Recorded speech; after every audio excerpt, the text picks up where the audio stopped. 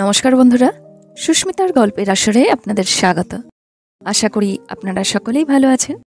আমি আজকে আশাপূর্ণা দেবীর লেখা একটি ছোট গল্প মলাটের মুখ আপনাদের পড়ে শোনাচ্ছি।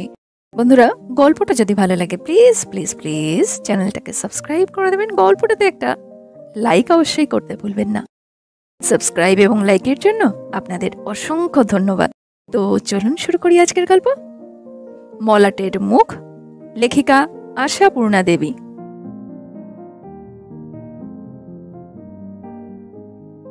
অবশেষে সেই প্রতীক্ষিত মুহূর্তটি এলো।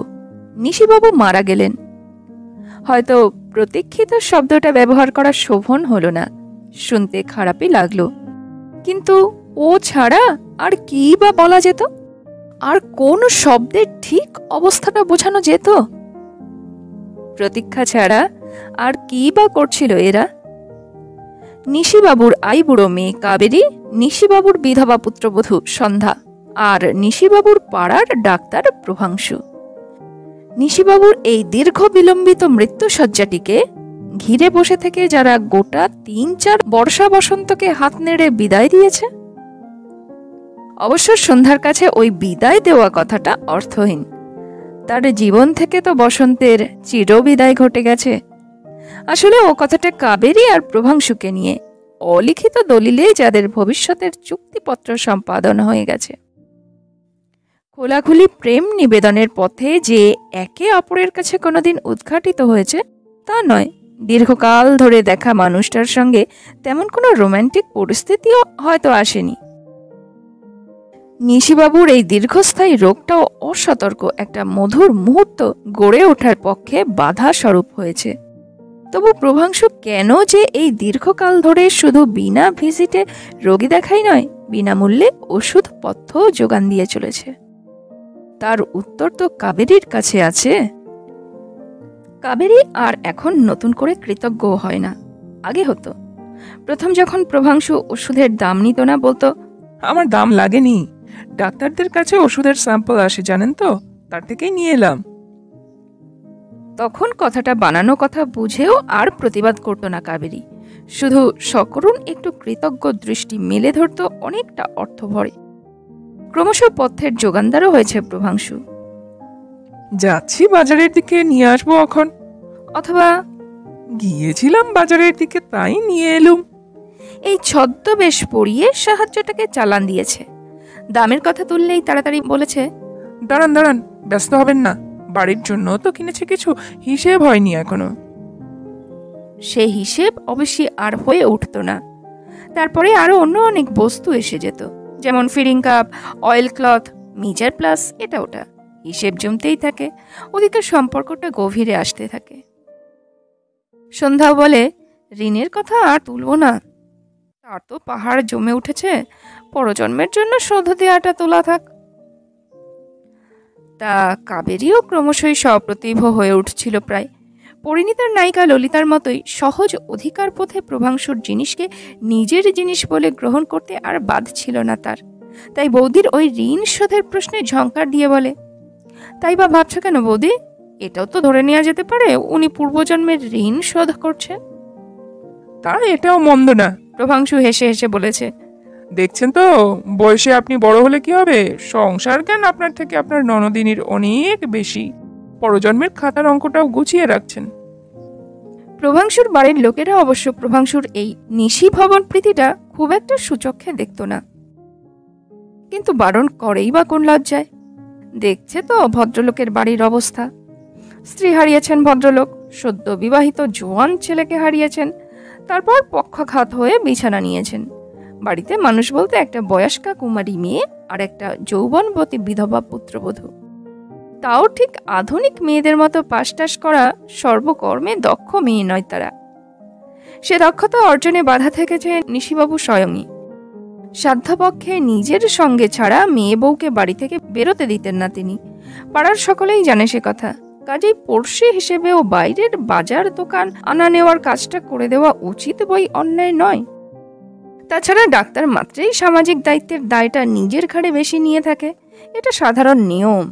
বাড়িতেও কারোর অসুখ হলে রাত্রে প্রভাংশুর দাদা স্নেহাংশু স্নেহ শব্দটাকে অর্থহীন প্রতিপন্ন করে ঘরের দরজা বন্ধ করে শুতে যায়, আর প্রভাংশু ঠায় বসে রাত জাগে।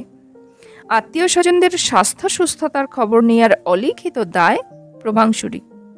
বড় স্নেহাংশু কোনো মুখ হয় না, তার ছোট শুভ্রাংশু ঝাড়া জবাব দেয়। সে কাউকেই চেনে না, কাজেই চিনতে হয় প্রভাংশুকে।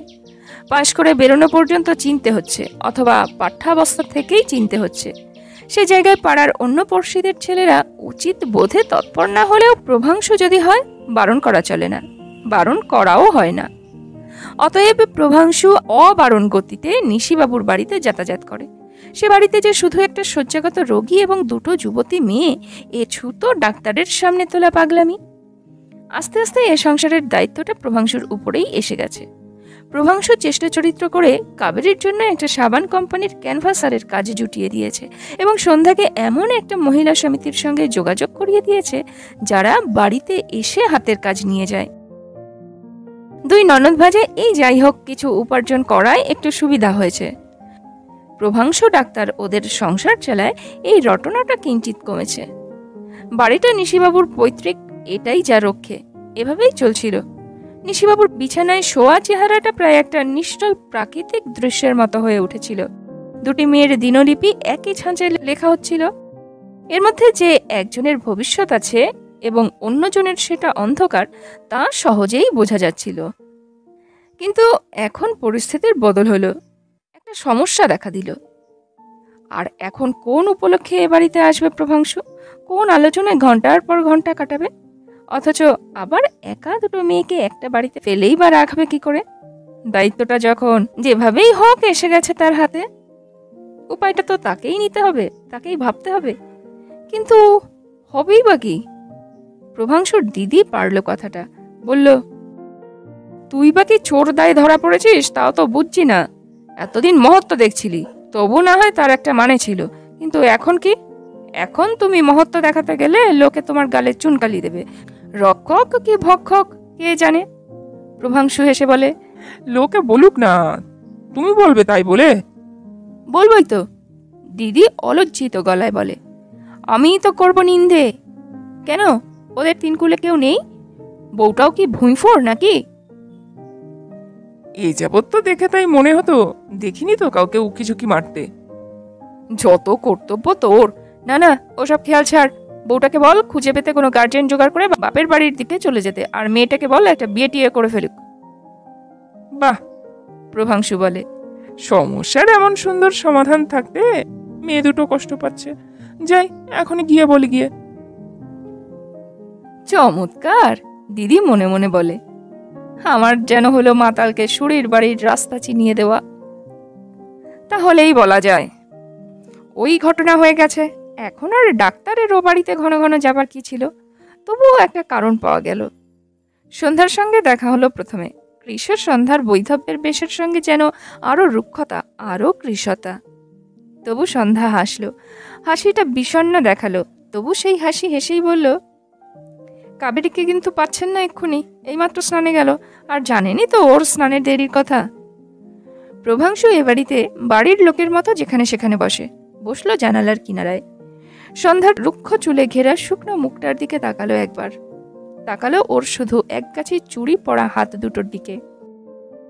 ভাবলো, আচ্ছা, কাবেরীও তো ওই রকম একটা কি বালা না চুড়ি কি যেন পড়ে, তবু কই তাকে তো এমন বিধবা বিধবা লাগে না। কাবেরীর হাত দুটো ফর্সা বলে। তারপর বলল, কাবেরীকে পাবার জন্যই ছুটে এলাম, এমন ধারণাই বা আপনার হচ্ছে কেন? সন্ধ্যা আবারও হাসল। ধারণা বস্তুটা সত্য নির্ভর বলে। আর আমি যদি বলি সত্য মিথ্যার জ্ঞান আপনার আদৌ নেই? বললে বুঝবো সত্য গোপনে আপনি ওস্তাদ। হ্যাঁ, এই সুরেই কথাবার্তা হয় ওদের। যেমন ধরেই নিয়েছে সন্ধ্যা ডাক্তার তার নন্দায়, অতএব তার সঙ্গে সরস কৌতুকালাপ দোষণীয় নয়। কাবেরীও তো তেমনি অধিকারের মাটিতে দাঁড়িয়েই যখন তখন বলে, ডাক্তারের কথা শুনিস না বৌদি, এক্ষুনি তোকে রুগী বানিয়ে ছাড়বে। দেখ না, কাল কখন একটু কেসেছি, আজ ওষুধ গেলাচ্ছে। বলে, ওর কথায় বিশ্বাস নেই, সব পারে। বলে, তোদেরই বাবা মতে মেলে গল্প কর গল্প কর, আমি বসলেই তো তর্ক বাঁধবে। কোনো একটি নববিবাহিতা মেয়ে স্বামী সম্পর্কিত কথায় কথায় যতটা আতিশায্য আদিক্ষেতা মেশাতে পারে, তা মেশায় কাবেরী প্রভাংশু ডাক্তারের সম্পর্কে। অশৌচ চলে গেলেই বিয়ের কথাটা উঠবে, এই আর কি। সন্ধ্যা ভাবে, হয়তো অশৌচ না যেতেই কথাটা ওঠাতে এসেছে। কথাটা কইলেই বা আর দোষ কি, তাই নিজেই তুলবে ভাবে। তাই যখন প্রভাংশু ওর কথার উত্তরে হেসে বলে, তা বোধ করি ওস্তাদ আপনার দেওয়া সার্টিফিকেটটা নিলাম। তখন সন্ধ্যা বলে ওঠে, দেখলেন তো আপনাকে কেমন পড়ে ফেলেছি। এই যে এখন এসেছেন, কেন এসেছেন বলে দিতে পারি। হ্যাঁ, সে তো আপনি বলেই দিলেন। প্রভাংশু একটু রহস্য ভরা গলায় বলে, আপনার ননদিনীকে পাবার জন্য। সেই তো। সন্ধ্যা হাসে, তবু সন্ধ্যার হাসিটা যেন বিষণ্ণই থেকে যায়। হয়তো সন্ধ্যা কাবেরীর ভবিষ্যৎ স্থিরীকৃত হওয়ার পাকা কথার পরই ভাবছে তারপর কি, অথচ দেখতে পাচ্ছে না তার পরটা। তাই ওই বিষণ্ণতার ছাপটা যাচ্ছে না ওর মুখ থেকে। নইলে ভুগে ভুগে স্বার্থপর আর দুর্মুখ হয়ে যাওয়া শ্বশুরের মৃত্যুশোক ওর ঠোঁটের কোনায় এমন স্থায়ী বিষণ্ণতার ছাপ এঁকে দেবে, এটা যেন বাড়াবাড়ি কল্পনা। প্রভাংশুও ভাবে সে কথা বাড়াবাড়ি কল্পনা। তারপরে বলে, আচ্ছা ধরুন, এখন যদি আমি সে কথা অস্বীকার করি। সন্ধ্যা অবাক হয়ে তাকায়, বলে, কোন কথা? ওই যে। প্রভাংশু হঠাৎ তার কৌতুক চঞ্চল দৃষ্টিটা স্থির করে গভীরে নিয়ে যায়। রহস্যঘন কণ্ঠে বলে, ওই কথাটাই। যদি বলি কোশমিন কালেও ওই কাবেরী দেবীর জন্য ছুটে ছুটে এ বাড়িতে আসে না প্রভাংশু ডাক্তার? সন্ধ্যা যেন ভয়ঙ্কর একটা অসহায়তা অনুভব করল। সমুদ্রের তৃণখণ্ড ধরার মতোই যেন এখান থেকে অদৃশ্য স্নানের ঘরটার দরজার দিকে তাকায়। তারপর চঞ্চল হয়ে উঠে পড়ে কোনো মতে সহজ হয়ে বলে, দাঁড়ান একটু চা করে আনি, তারপর না হয় তর্ক হবে। তর্ক চাইছি এমন ভাবছেন কেন? প্রভাংশুও তেমনি দৃষ্টিতে তাকায়। সন্ধ্যা ভয় পায়, খুব ভয় পায়। কই, এমন তো কোনোদিন দেখায়নি প্রভাংশুকে, এমন দৃষ্টি তো দেখেনি প্রভাংশুর চোখে। নিশিবাবুর দৈহিক উপস্থিতিটুকুই কি তবে ওর দুঃসাহসের উপর পাহারা দিচ্ছিল? এখন পাহারা নেই, তাই এখন ভয় গেছে। কাবেরীর আড়ালে সন্ধ্যার সঙ্গেও ঘনিষ্ঠ হতে চায় ও। কই, এমন তো স্বভাব নয় প্রভাংশুর। বরাবরই তো সন্ধ্যার সঙ্গে শ্রদ্ধেয় গুরুজনের মতো দূরত্ব আর সমীহ রেখেই কথা বলেছে। কৌতুকের কথাতেও রেখেছে সমীহ। কাবেরীর সম্পর্কে বরং মাঝে মাঝে চটুলতা করে, কড়া ঠাট্টা করে, রঙ্গরসের মধ্যে দিয়ে তাকে খেপায়, মজায়। নিশিবাবুর রোগটা এমন স্থায়িত্ব নিয়েছিল যে নতুন করে দুর্ভাবনা বা নতুন করে বিষণ্ণতা আসত না আর ইদানিং। রোগীর ঘরের বাইরে রীতিমতো গল্প, আড্ডা, চা, চানাচুর চলতই, দুজনে এবং তিনজনেও। তবে মাত্রা ছাড়াবার সুযোগ পেত না। মাঝে মাঝেই নিশিবাবুর হুঙ্কার শোনা যেত, ফুর্তির যেন বান ডেকেছে দেখছি, এ ঘরে একটা রোগী মরছে, এ ঘরে লোক আরো মরছে। ভ্রুভঙ্গি করে বলতো এমন কথা কাবেরী। আমাদের মরণটা কেউ দেখতে পাচ্ছে না, এই যা দুঃখ। অতঃপর দুমদুম করে পা ফেলে চলে যেত ও ঘরে, বলতো, কি কি চাই, জল খাবে? ভয় খাওয়া নিশিকান্ত তখন সেটাতেই শিকার পেতেন, বলতেন, খাবই তো, সেই থেকে তেষ্টা পেয়েছে না আমার। কিন্তু এখন প্রতি মুহূর্তে সেই হুঙ্কারটার আওয়াজ মনে মনে ধাক্কা দিলেও কানে কোনোদিনই বাজবে না, এটা ঠিক। কে তবে রক্ষা করবে এই মেয়ে দুটোকে? কার শুভবুদ্ধি আছে? প্রভাংশুর চোখে যে ছায়া, সে কি শুভ বুদ্ধির? প্রভাংশুর কথাগুলোই বা কোন বুদ্ধির? তর্ক চাই না, চাও চাই না, শুধু এবেলা দুটো আপনাকে কথা বলতে চাই। সন্ধ্যা মনে মনে বলে, ভয় কি, ভয় কি? মুখে বলে, দুটো কেন, দুশোই বলুন, দুশোই বলুন। না, দুশোই আমার দরকার নেই, আমি শুধু বলছিলাম। প্রভাংশুর গলা আগ্রহ আর ব্যাকুলতায় কাঁপে। কাবেরীর জন্য বর খুঁজে দেবার ভারটা যদি আমি নিই? সন্ধ্যা নিঃশ্বাস ফেলে, ফেলে বোধ করি বাঁচে। ও কায়দা, সেই বিবাহ প্রস্তাবে শুধু ভাষাটা ঘুরিয়ে ফিরিয়ে। বেঁচে গিয়ে হেসে ওঠে, বলে, সে ভার তো আপনি প্রমিস করবার আগেই আপনার উপর চাপানো হয়ে গেছে। না সন্ধ্যা, না। সহসা আপনি থেকে তুমিতে নেমে যায় প্রভাংশু ডাক্তার, বলে ওঠে, বিশ্বাস করো, ওর প্রতি আমার কোনোদিন কোনো মোহ নেই। আমার মন অন্য মেয়ের। দপ করে জ্বলে ওঠে বুঝি সন্ধ্যা, বলে ওঠে, আপনি কি বলতে চান? স্পষ্ট করে বলুন তো, স্পষ্ট করে, খুব স্পষ্ট করে। স্পষ্ট করে? খুব স্পষ্ট করে? প্রভাংশু যেন হতাশ গলায় বলে, একেবারে নীরস গদ্যে? তাহলে বলি, আমি তোমাকে বিয়ে করতে চাই। ঠিকরে ওঠে সন্ধ্যা। সন্ধ্যার কালো শীর্ণ মুখটা কঠোর হয়ে ওঠে। তীব্রস্বরে সন্ধ্যা বলে, আপনি কি অরক্ষিত পেয়ে আমাকে অপমান করতে এসেছেন? শুভ্রাংশু চুপ করে তাকায়। প্রভাংশু আস্তে আস্তে বলে, এতদিন ধরে দেখে শেষ পর্যন্ত এই বুঝলে আমায়? কিন্তু সন্ধ্যা রুদ্ধ কণ্ঠে বলে ওঠে, একটা অদ্ভুত অবাস্তব কথা বললেই হলো? আশ্চর্য। প্রভাংশু আরো হতাশ গলায় বলে, অথচ আমার ধারণা ছিল আপনাকে কিছুই বোঝাতে হবে না। ধারণা ছিল? সন্ধ্যা অবাক গলায় বলে, এই ধারণা ছিল আপনার?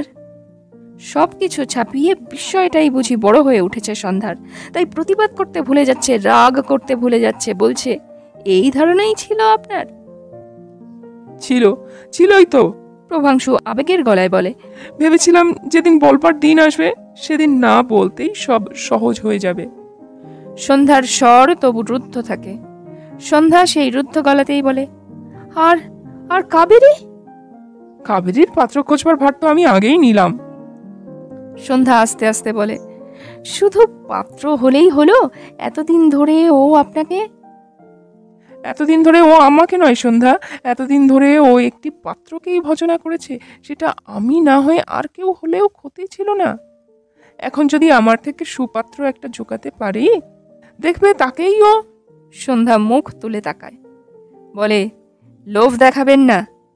আমার জীবনে আর নতুন করে হবার কিছু নেই। যা স্বাভাবিক, যা শোভন, সেটাই হোক। মানুষ অঙ্কশাস্ত্র নয় সন্ধ্যা। কিন্তু প্রতি পদেই তো জেনেছি কাবেরী আপনাকেই, আর আপনি কাবেরীকেই। প্রভাংশু হাসে, বলে, তোমার ওই জানাটা একটু ভুল আছে। আমি কাবেরীকে নই, কাবেরী আমাকে। তবে সেটাও কি তার প্রতি ভয়ঙ্কর একটা নিষ্ঠুরতা হবে না? ভয়ঙ্কর একটা অবিচার? হয়তো হবে। প্রভাংশু মৃদু গভীর গলায় বলে, ভয়ঙ্কর না হলেও হয়তো কিছু হবে, কিন্তু সারা জীবন ওর প্রতি ভয়ঙ্কর নিষ্ঠুরতা আর ভয়ঙ্কর অবিচার করার থেকে কি এইটুকু ভালো নয়? সন্ধ্যা শুধু চোখ তুলে তাকিয়ে থাকে। অথচ সন্ধ্যা প্রথম সুরটা বজায় রাখতে পারত, রেগে ওঠার পরে আরও রাখতে পারত, প্রভাংশুকে যাচ্ছে তাই করতে পারত। গৃহস্থ ঘরের বিধবার কাছে এই প্রস্তাবটাকে কুপ্রস্তাব বলে গণ্য করতে পারত, কিন্তু সন্ধ্যা তা করল না। সন্ধ্যা হতাশ গলায় বলল, আমার সব এলোমেলো হয়ে যাচ্ছে। আমি কোনোদিন ভাবিনি। আমার দুর্ভাগ্য, কি আর করা, এখনই ভাবো। কিন্তু কিন্তু আপনার এই সৃষ্টি ছাড়া নির্বাচন? ও একটা কুমারী সুন্দরী মেয়ে। প্রভাংশু বলে, সৌন্দর্য বস্তুটা তো কেবলমাত্র বাইরের ছাঁচের মধ্যেই আবদ্ধ নয়। কিন্তু আমি ওকে মুখ দেখাবো কেমন করে? সন্ধ্যা সেই অবরুদ্ধ আবেগী গলায় বলে, না না না না, এ হয় না, কিছুতেই হয় না। জগতে কি ওই একটিমাত্র মানুষই সত্য, ওই আপনার কাবেরী? তার কাছে মুখ দেখানোটাই শেষ কথা? শুধু ওর কাছে কেন, সমস্ত পৃথিবীর কাছে। প্রভাংশু ওর কথায় বাধা দেয়। প্রভাংশু খুব শান্ত গলায় বলে, তাহলে কি এটাই ধরবো আমি এতদিন ভুল করে এসেছি, ভুল করেছি, ভুল দেখেছি, ভুল বুঝেছি? সন্ধ্যা কিছু একটা বলতে যাচ্ছিল, এই সময় কাবেরী এসে দাঁড়ালো। যদিও বাপ মরার অশৌচ, যদিও প্রসাধনের সময় নয়, তবু প্রভাংশুর সাড়া পেয়েই বোধ করি সামান্য একটু প্রসাধনের ছোঁয়া লাগিয়ে এসেছে স্নানের পর, আর সেইটুকুতেই জলজলে দেখাচ্ছে তাকে। সেইটুকুতেই বোঝা যাচ্ছে মেয়েটা সুন্দরী, আর সুন্দরী বলেই তো ওই চাকরিটা পেয়েছিল অত তাড়াতাড়ি। এক কথায় চাকরিটা হয়ে গেল প্রভাংশু বলেছিল বলে। সাধে আর বলেছে সুন্দর মুখের জয় সর্বত্র। কাবেরী কটাক্ষ করেছিল, কোথায় আবার সর্বত্র? ওটা আপনার ভুল কথা। ওটা আমার কথা নয়, শাস্ত্রের কথা। হ্যাঁ, সবাই শাস্ত্র মানে না, যেমন আপনি। প্রভাংশু সে কথাটা বুঝতে না পারার ভান করেছে। প্রভাংশু বলেছে, সে যাই বলুন, মাইনেটা কিন্তু খারাপ দেয় না। মাইনে? হ্যাঁ, তখনও আপনার গণ্ডিভেদ হয়নি। কাবেরী আছাড় খেয়েছিল। কাবেরী অবাক হয়ে ভেবেছিল, ঠিক এই মুহূর্তে মাইনে শব্দটা উচ্চারণ করলো লোকটা। তা লোকটা বোধ করি ভূতই, অন্তত এখন একটা ভূতের মতোই কথা বলল। ঠিক এই মুহূর্তে যখন কাবেরী আগ্রহে আর আহ্লাদে ছলছল করতে করতে সবে এসে দাঁড়িয়েছে, তখন কি না বলে বসলো, এই যে তোমাদের এই হবিষ্যান্নের জোগাড় সব ঠিক আছে তো, নাকি সব নেই, দেখো তো। কাবেরী অবশ্য দেখতে গেল না। কাবেরী বাপের রোগের সেবার সময় যেমন সব সময় গা ভাসিয়ে দিয়ে বলতো, আমি ওসব জানি টানি না, ওসব শ্রীমতী বৌদিদির ডিপার্টমেন্ট, ঠিক তেমনি ভাবেই এখন বলে উঠল, আমি ওসব জানি টানি না, ওটা হচ্ছে বৌদিদির ডিপার্টমেন্ট। তবে যান, আপনি দেখে আসুন, উদাত্ত গলায় বলে প্রভাংশু। কম্পিত তনু মানুষটাকে লোক লোচনের সামনে থেকে তাড়ায়। আর সন্ধ্যা চলে যেতেই কাবেরী মনে মনে বলে, কি চালাক, কেমন সহজে ভাগলো, আমি আবার ওকে ভূত ভাবছিলাম। মনে মনে বলল, তবে মুখে বলল, বেচারা। সন্ধ্যার ওই কেমন একরকম করে চলে যাওয়াটা দেখে ওই শব্দটাই মনে এলো তার। প্রভাংশু যেন চমকালো, বলল, কে, কার কথা বলছো? বৌদির কথাই বলছি। কাবেরী করুণায় বিগলিত হয়, ও বেচারির যে কি হবে। প্রভাংশুর ঠোঁটের কোনায় কি এক টুকরো হাসি উকি দেয়? হয়তো দেয়, হয়তো দেয় না। প্রভাংশু বলে, ওর জন্য নতুন করে আর ভাববার কি আছে? তা বটে, তা বটে। কাবেরী আরো বিগলিত হয়, ওর তো সব ভাবাভাবি চুকেই গেছে। মুশকিল এই বৌদিদিটার বাপের বাড়ির তিনকুলেও কেউ নেই, এরপর যে কোথায় গিয়ে দাঁড়াবে। বিদ্যের সম্বলও নেই যে অফিসে চাকরি করবে, রূপও নেই যে আমার মতো কিছু একটা করবে। নইলে আমার চাকরিটাই ওকে দিয়ে দিতাম। সেই তো, প্রভাংশু গম্ভীর গলায় বলে, আমিও তো সেই কথাটাই ভাবছি, আর ভেবে ভেবে ঠিকই করেছি, ও তোমার চাকরি তোমারই থাক, বরং আমি একটা চাকরি দিই ওকে। তুমি তুমি আবার কি চাকরি দেবে ওকে? কাবেরী কৌতুকে ঝলসায়, কম্পাউন্ডারের চাকরি নাকি? নাকি ভাবছি আমার হোম ডিপার্টমেন্টে আমার হেড অফিসের পোস্টটা। কি কি হলো? কি বললে? এ কি বলছো তুমি? কাবেরীর চোখ, মুখ, ভুরু, কপাল সবই কুঁচকে ওঠে। ওই তো বলছি, ওর যখন আর কোথাও কিছু জুটবে না, বিদ্যা নেই যে অফিসে চাকরি করবে, রূপ নেই যে সাবান কোম্পানির ক্যানভাসিং এরও কাজ করবে, অন্তত তাহলে তাহলে গতি কি? এতদিন যা করে এসেছে রান্না বান্না ঘর গেরস্থলির কাজ ছাড়া আর তো কোনো গতি নেই ওর। অতএব ওটাই অফার করছি ওকে, ঘরণীর পোস্টটা। কাবেরী ছিটকে ওঠে, কাবেরী গলা চড়ায়, তোমার ঠাট্টা তামাশাগুলো ক্রমশ যেন কড়া হয়ে যাচ্ছে। জানো ও আমার দাদার বিধবা স্ত্রী, এভাবে ঠাট্টা? কি মুশকিল, ঠাট্টা করছে কে বললো? সত্যিই তো অফার করছি। তোমার দাদার বিধবা ছিলেন, তোমার বন্ধুর সধবা স্ত্রী হবেন। ও, তোমার মনে এই পাপ? এতদিন ধরে তাহলে আমায় নিয়ে মজা দেখছো? কাবেরীরও চোখ ফেটে জল আসে। প্রভাংশু সেদিকে তাকায়, খুব কোমল স্নেহের গলায় বলে, তোমার জন্য সমস্ত পৃথিবীটাই উন্মুক্ত রয়েছে কাবেরী, ওর জন্য শুধু এক ফালি জানালা, সেই জানালাটা বন্ধ করে দেব? ও, তার মানে তুমি দয়া করে একটি গরিব বিধবাকে বিয়ে করে উদ্ধার করবে? ক্ষোভে, দুঃখে, ব্যঙ্গে বিকৃত দেখায় কাবেরীর সুন্দর মুখটা। প্রভাংশু বলে ওঠে, আরে দূর, বরং সেই গরিব বিধবাটি আমার অফার নিলেই উদ্ধার হয়ে যায়। কিন্তু আশ্চর্য, ধারণা ছিল না এত স্পষ্ট হতে হবে আমায়। ধারণা ছিল মেয়েরা অনুভবেই সব বোঝে। ও, তার মানে তুমি ওকে? হ্যাঁ, বরাবর, গোড়া থেকে। তার মানে আমাকে নিয়ে শুধুই খেলা করেছো? চট করে অপরাধ স্বীকার করে বসবো না, ভেবে দেখতে হবে খেলাটা তুমি আমাকে নিয়ে করে এসেছো কিনা। কিন্তু প্রভাংশুর সব কথাটাই কি সত্যি? প্রতারণা কি সে করেনি?